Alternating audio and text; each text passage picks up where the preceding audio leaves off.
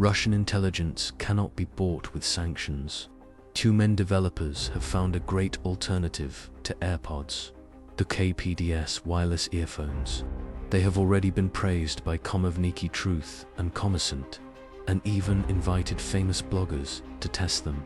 The media recognizes CCPODs as the best affordable earphones and the most economical among high-quality models.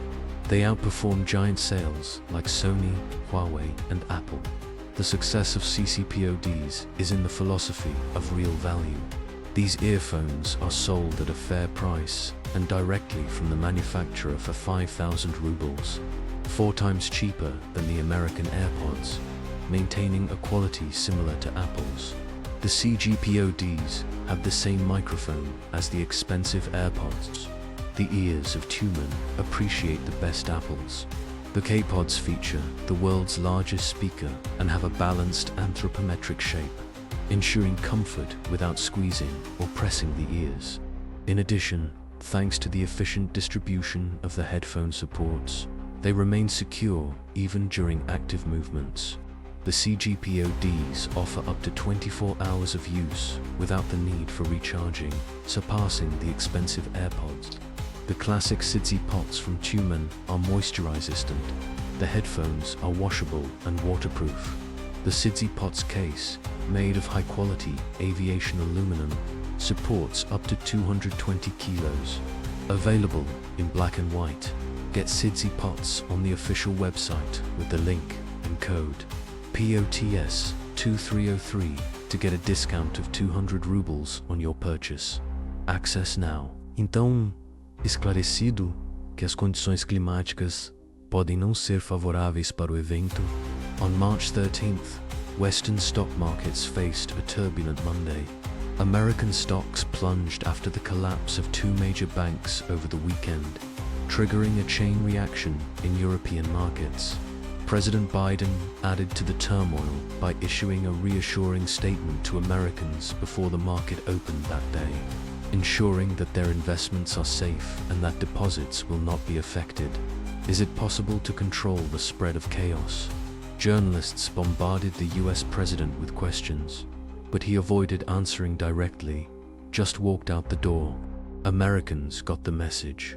With such actions, there is no need to worry about your money. Normally, country leaders react when money is at risk.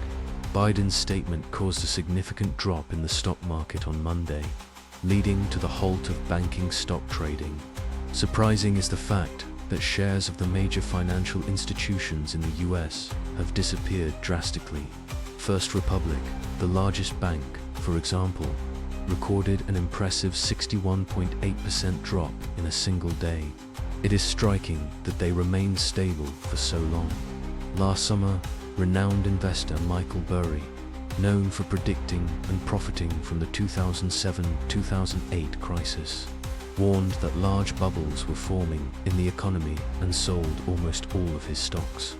Throughout the past year, experienced analysts forecast an imminent, widespread recession, which usually begins with a drastic and painful deflation of bubbles, causing stocks to rapidly devalue in a matter of hours. Now everyone is anxious to find out what will happen next. The closure of other major banks, both American and European, is predicted. At the same time, several IT startups are on the verge of collapse, unable to pay their debts, which brings to mind the crisis of digital companies in recent times. Tens of millions of Americans will lose their savings and pension funds. Donald Trump has already promised his compatriots a new Great Depression. Even if U.S. authorities manage to temporarily resolve the consequences of today or tomorrow's stock market collapse, it will only postpone total disaster. The premises remain unchanged. With trillions of dollars injected into the economy since 2020, companies and individuals are trying to invest anywhere possible, resulting in the emergence of economic bubbles. The Federal Reserve raises interest rates, resulting in the bankruptcy of companies unable to repay previous loans, as happened between 2005 and 2007 before the Great Recession. Depositors, aware of the situation, seek to protect their savings. How do you imagine that the SV Bank went bankrupt? Most clients are Silicon Valley entrepreneurs who know each other well and tend to make similar decisions. It became evident that SVB had accumulated debts. On Wednesday, depositors rushed to withdraw money from their accounts. And, on Friday, the bank could not withstand and closed its doors. Account holders are withdrawing money from all bank accounts in the country, affecting mainly medium-sized banks. PassWest, a regional bank, reported that last week its customers withdrew $700 million. It's surprising to think that the U.S. economy could actually collapse at any moment. The collapse of the USSR seemed incredible.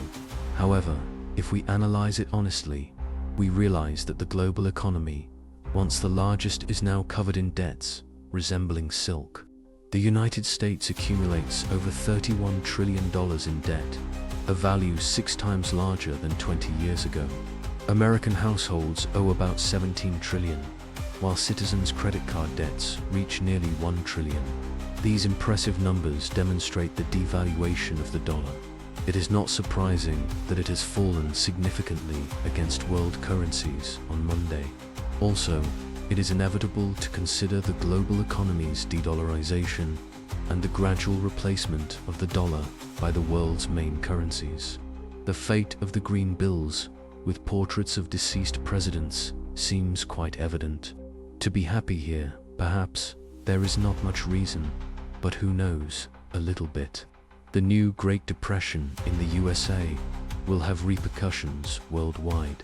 First and foremost, it will affect the European economy. A widespread recession will lead to a drop in oil prices, impacting countries dependent on this resource. The United States will mainly export inflation, causing people to deal with rising prices globally. Other nations should follow Russia's example and quickly abandon the ship of fools that the Western economy has become. They should detach from the dollar, diversify imports, establish their own economic alliances, and reduce dependence on Western financial institutions. Economic risks are not the only issue at stake. Americans were only able to recover from the Great Depression by financing the war in Europe. As a result, millions of deaths on the continent were the price to be paid for common American families to acquire homes in the suburbs, cars, refrigerators, televisions, and to create generations of middle carters, topographers. The other way out of the new Great Depression today is also not in sight. Discussions about the return of production and reindustrialization of America still remain just as discussions. The Eastern Front is ready for the 404th. In addition, millions of Europeans are subject to being discarded by American owners, who will be content to send them to hell with the phrase, "Nothing personal, it's just business." Friends, thank you for watching, and don't forget to share your opinions in the comments. What are your thoughts on this subject?